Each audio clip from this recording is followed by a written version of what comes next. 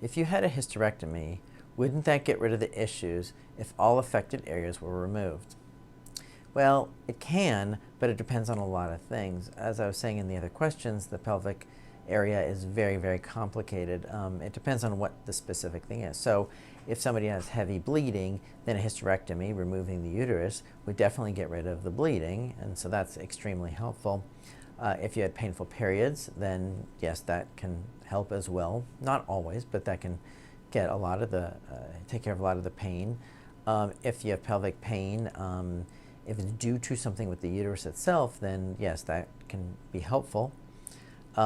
For prolapse, for example, where the vagina or rectum or the top of the uterus, or sorry, the cervix, which is the top of the vagina, if that falls down, then just doing a hysterectomy alone wouldn't help with that. You have to do a suspension procedure at the same time as the hysterectomy.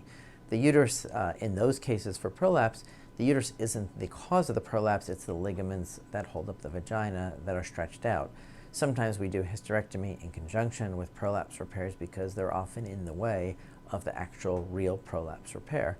We do that with sutures, with biologic grafts sometimes permanent materials like meshes, and depending on the approach, there can be lots of different ways, and there's pluses and minuses to all of those scenarios. And so it gets quite complicated whether, whether hysterectomy would help or not. Very often it does, but it really depends on what the condition is.